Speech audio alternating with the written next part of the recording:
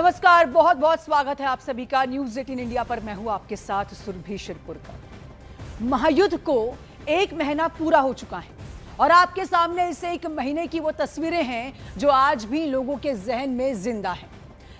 इस 1 महीने में दुनिया ने तबाही की वो तस्वीरें देखी है जिसका किसी ने सोचा भी नहीं था।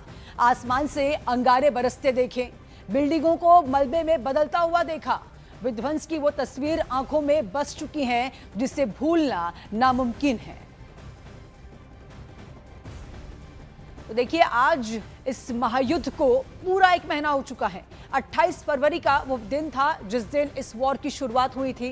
पहला दिन देखिए आप, 28 मार्च, 1 मार्च, 2 मार्च और आज का वो दिन 28 मार्च फिर से आ चुका है जिसमें 1 महीना पूरे होने के बाद देखिए ये तस्वीरें, भयावह तस्वीरें हमने देखी। तो महायुद्ध क्या अब और भी भीषण होने वाला है? ये सवाल इसलिए है क्योंकि ऐसी खबरें हैं कि अमेरिका ईरान में ग्राउंड ऑपरेशन चलाने की तैयारी कर रहा है। अमेरिका ने ईरान में 10,000 अतिरिक्त सैनिकों को उतारने का प्लान जी भी तैयार किया है जिसके तहत ईरान में ग्राउंड ऑपरेशन चलाया जाएगा। और दूसरी तरफ ईरान ने भी अमेरिका को जवाब देने के लिए 10 लाख लड़ाकों की फौज तैयार कर ली है।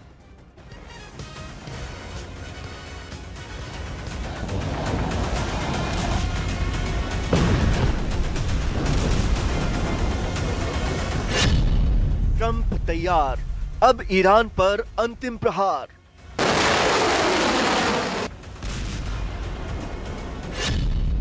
युद्ध का नया चरण, अब जमीन पर रण। पेंटागन के वॉर रूम में बन गया प्लान जी।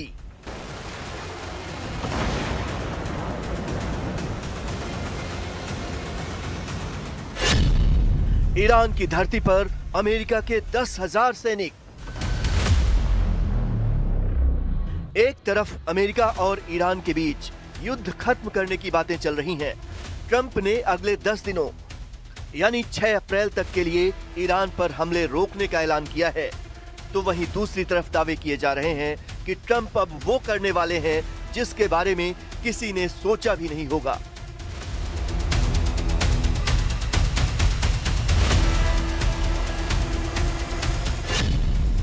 अमेरिका ईरान के खिलाफ किसी भी वक्त बड़ी जमीनी कार्रवाई कर सकता है।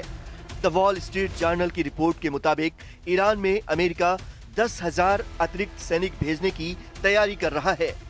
यह तैनाती पहले से मौजूद सैन्य बलों से अलग होगी। स्टेट ऑफ हार्मुज और ईरान के खार्ग द्वीप के पास इन सैनिकों को तैनात किया जाएगा क्योंकि ट्रंप किसी भी तरह स्टेट ऑफ हार्मुज को खुलवाना चाहते हैं। ट्रंप के निशाने पर खार्ग द्वीप भी है क्योंकि इसी द्वीप से ईरान अपना कच्चा तेल दुनिया भर में भेजता है। ट्रंप इस पर कब्जा करके ईरान की कमर तोड़ देना चाहते हैं। Negotiating now and be great if we could do something, but they have to open it up. They have to open up the Strait of Hormuz. Excuse me for this. I'm so sorry. Such a terrible mistake. बड़ी बात यह है कि फारस की खाड़ी के किनारे मौजूद 7 देशों में अमेरिका के करीब 50,000 सैनिक पहले से ही तैनात हैं।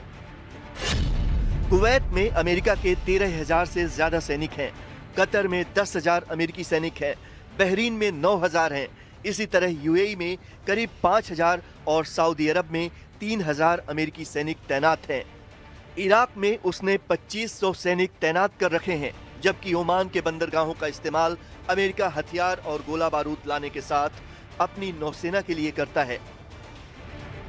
इसके अलावा अमेरिका पहले ही अपने 82वें एयरबोर्न डिवीजन के करीब 5,000 नौसैनिकों और 2,000 पैराट्रूपर्स को मिडिल ईस्ट में तैनात कर चुका है।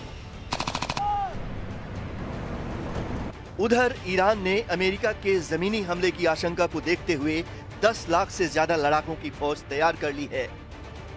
IRGC ने अमेरिका से जमीनी लड़ाई के लिए नई उम्र के 10 लाख से ज्यादा लड़ाकों को सेना में भर्ती किया है। मतलब ट्रंप ईरान पर जितना दबाव बनाने की कोशिश करते हैं, ईरान उससे कई गुना ज्यादा फोर्स से उन्हें जवाब देता है। कुछ दिनों पहले ही ईरान ने धमकी दी थी कि अगर उसकी धरती पर ट्रंप ने सेना उतारी तो वो उनकी सबसे बड़ी भूल साबित होगी। They are now talking about negotiations is, in itself, an admission of defeat. Were they not demanding unconditional surrender?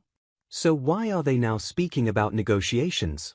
I will explain this further, because there are no negotiations taking place. But the very fact that an enemy that was seeking our unconditional surrender is now talking about negotiations, requesting talks and mobilizing its highest officials to negotiate with the Islamic Republic means accepting defeat. इस बीच खबर ये भी है कि दुनिया की सबसे मजबूत सैन्य ताकतों में से एक मानी जाने वाली IDF यानी इजराइल डिफेंस फोर्स में सैनिकों की भारी कमी हो गई है। इजराइल की सेना की तरफ से 15,000 सैनिकों की कमी का अलर्ट जारी किया गया है, जिसके बाद नेतन्याहू ने अनिवार्य सैन्य सेवा बढ़ाने की योजना बनाई है।